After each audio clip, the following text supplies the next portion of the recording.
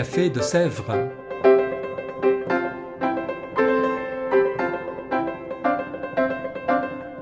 Au café de Sèvres, on discute philosophie et théologie.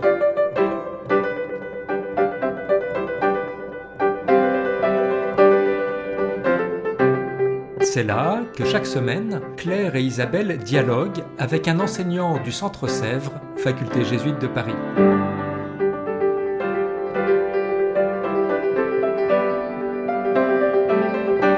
L'émission d'aujourd'hui est animée par Claire Chastel.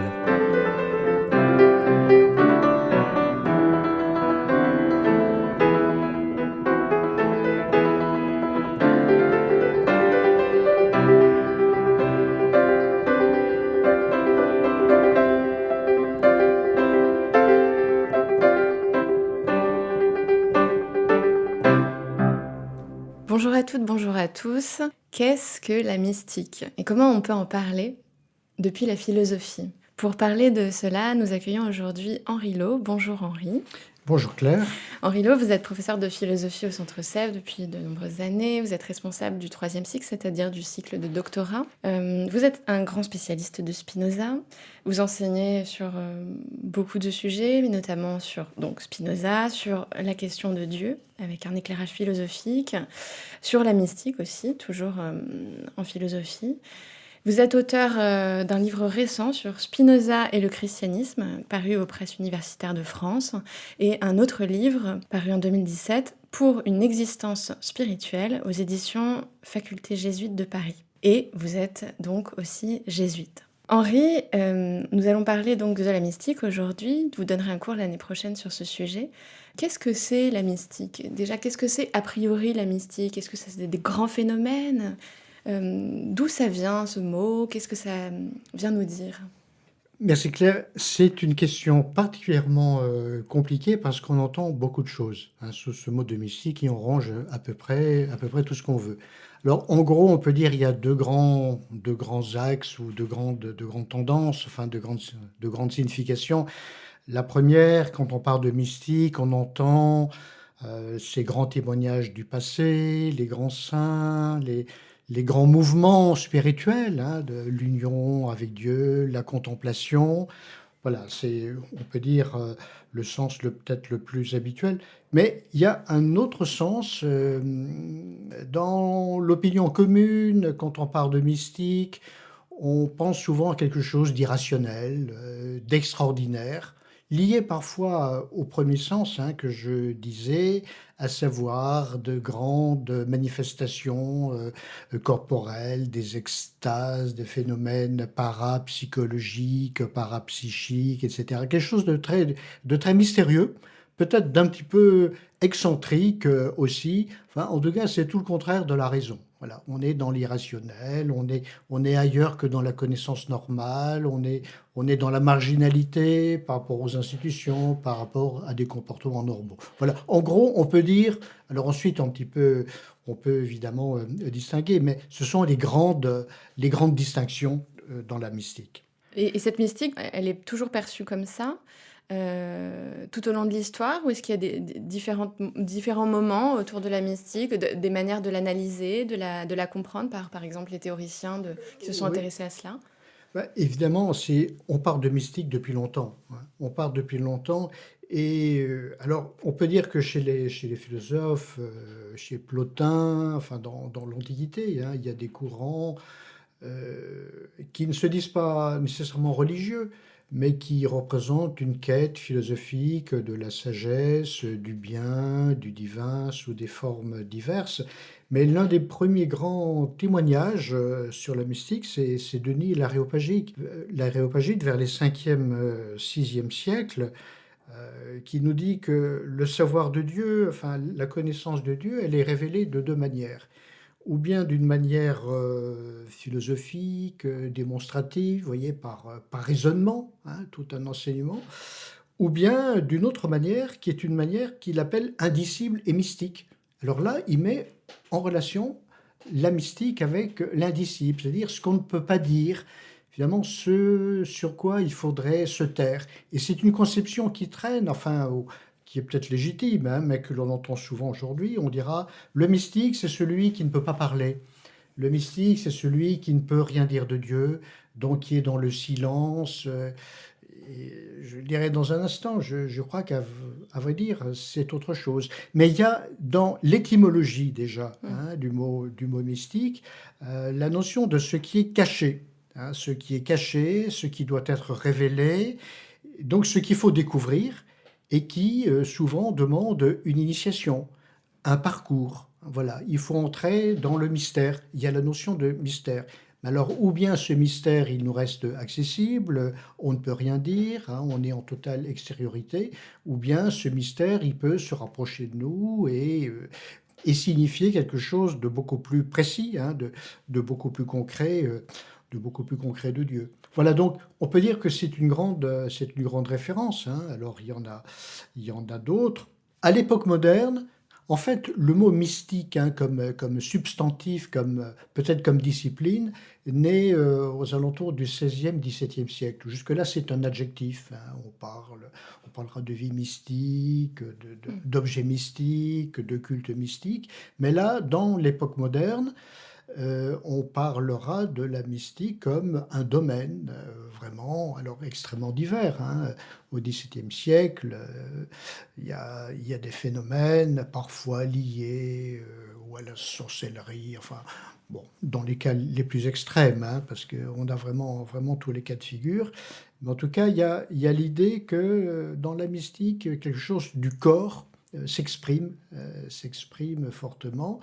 Et par des déviations successives, eh bien, la mystique, comme on a pu le dire, va entrer à l'hôpital psychiatrique à une certaine époque. C'est-à-dire, on va confondre le mystique et le malade. Le malade psychique, voilà, sous toutes les formes que l'on Et peut rencontrer. est-ce que vraiment il y a un lien entre ces deux choses? Des théoriciens ont travaillé cela? Ben, au XIXe siècle, à Sainte-Anne, voilà, on trouve des témoignages, enfin des grands psychiatres, spécialistes de l'époque.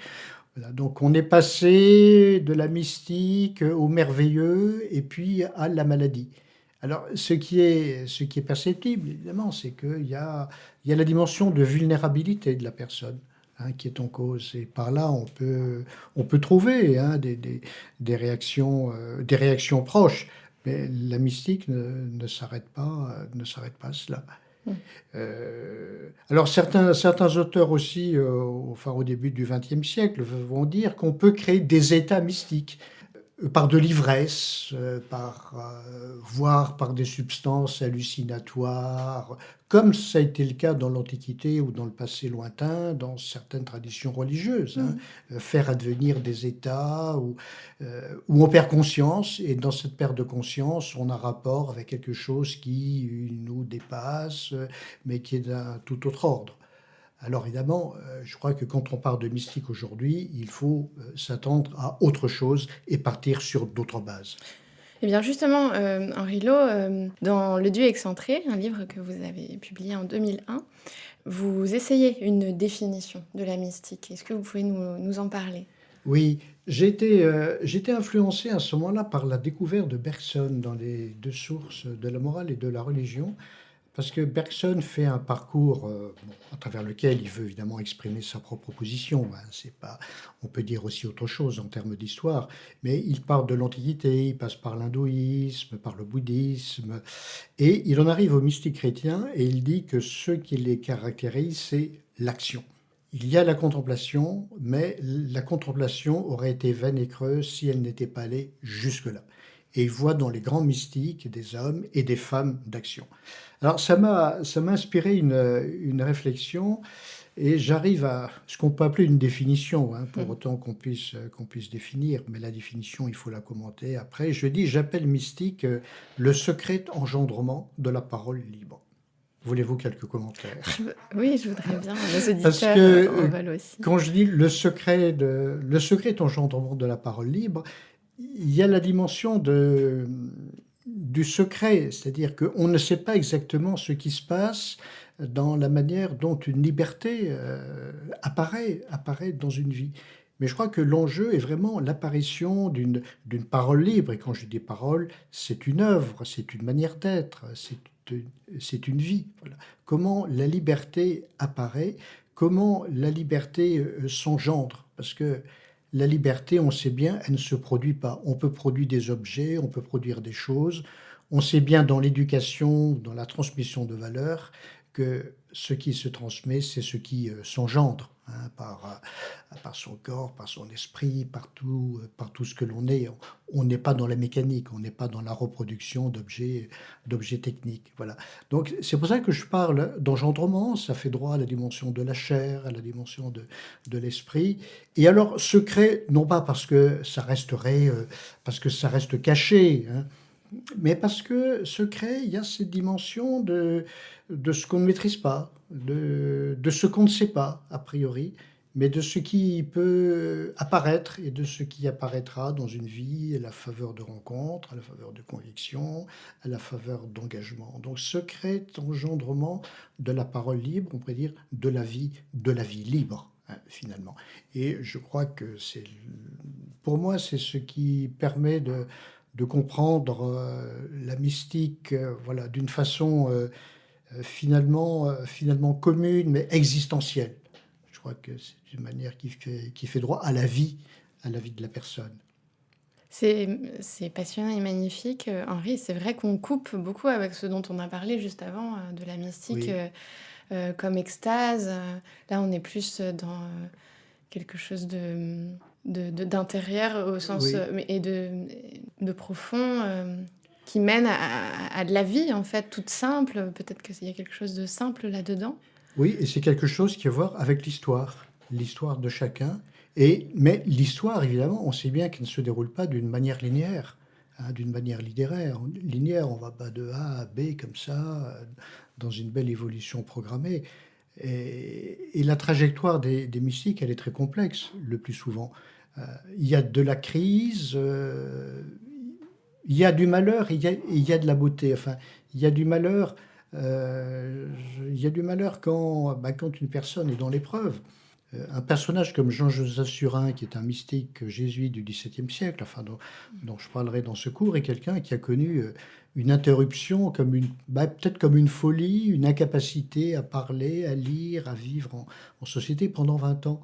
Et les textes qu'il a écrits après, qu'il a écrits ou qui se sont engendrés à Mm. travers lui, et qui étaient d'abord des poèmes, hein, Mm. et le poème est un langage voilà, qui est finalement bien adapté, bon, chez Jean de la Croix aussi, eh bien, ce qui s'est engendré à travers cette nuit, hein, la nuit, c'est un terme caractéristique, hein, de l'expérience mystique, ce qui s'est engendré, c'est magnifique.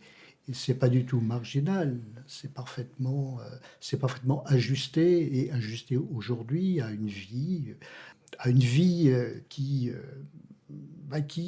qui s'exerce, voilà, de la manière la plus dynamique, la plus consciente. Mais donc, dans la mystique, il y a de la crise et il y a de l'ampleur. Je crois que quand on parle de mystique, il y a ce goût de Dieu, ou ce goût de l'union, de la contemplation, on pourrait dire ce goût de la profondeur, cette ouverture de soi à plus grand que soi. Voilà, cette ouverture à une ampleur, mais cette ouverture, elle passe comme toute histoire par des crises, par des moments difficiles. Jean de la Croix, par exemple, a connu de ces moments extrêmement difficiles. Mais alors, vous diriez qu'il y a forcément des mystiques, ou est-ce que, au fond, la mystique, c'est pas quelque chose qui traverse la vie de tous ceux qui sont ouverts à ce secret qui s'engendre, Oui.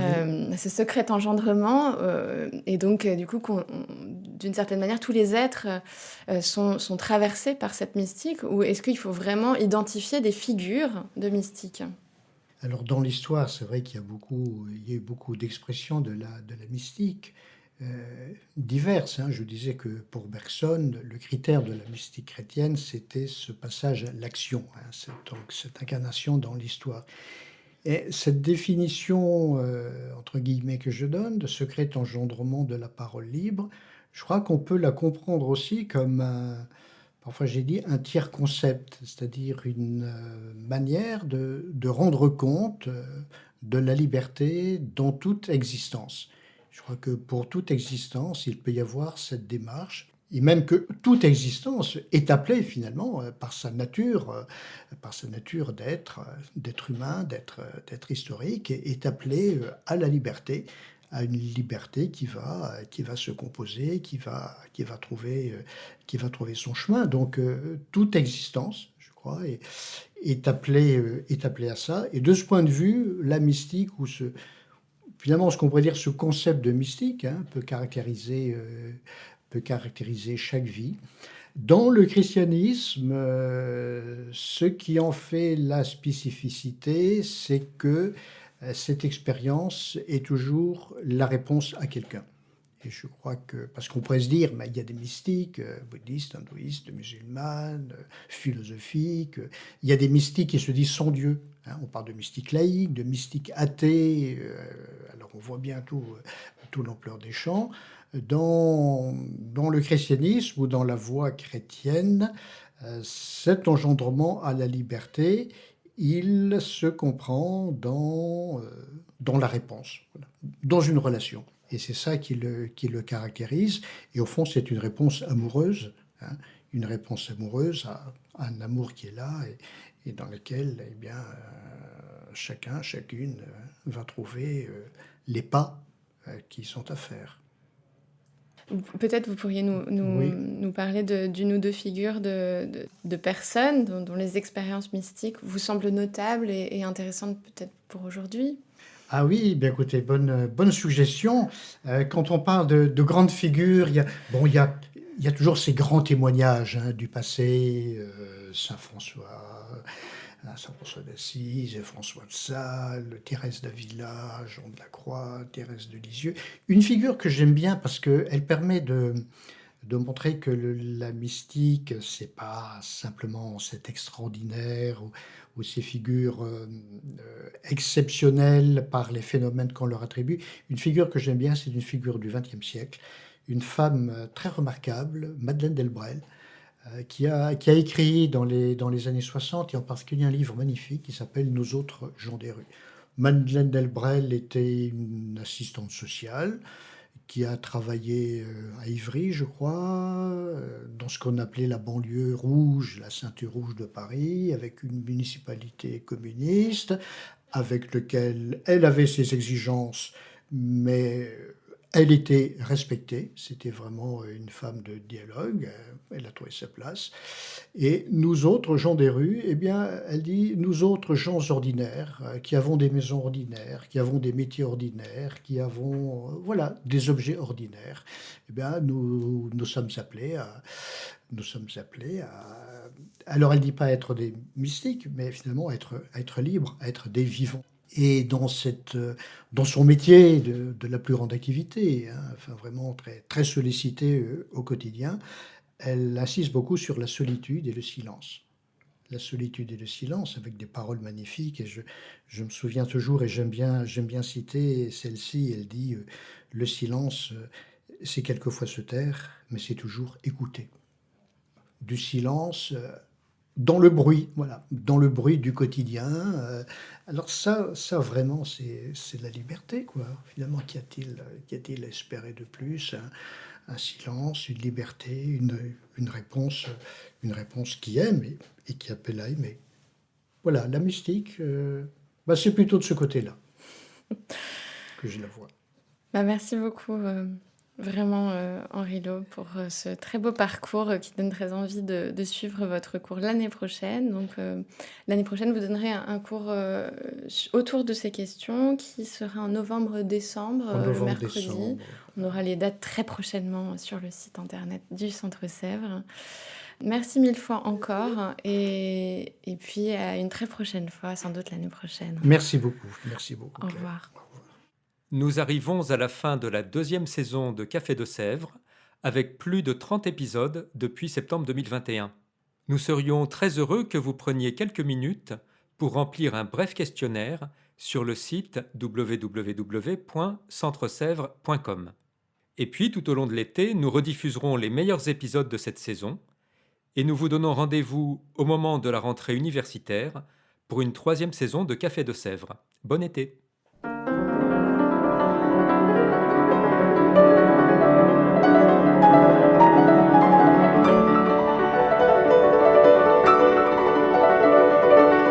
écoutiez Café de Sèvres, le podcast du Centre Sèvres, Faculté jésuite de Paris, en partenariat avec RCF.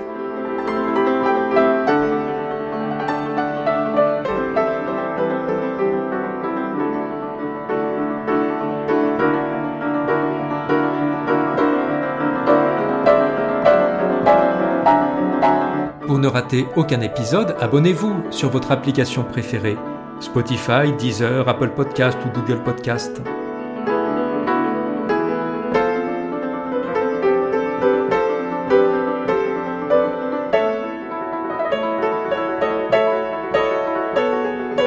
Et sur notre site internet www.centresèvres.com, découvrez l'ensemble de nos cours et conférences en philosophie et théologie. À bientôt.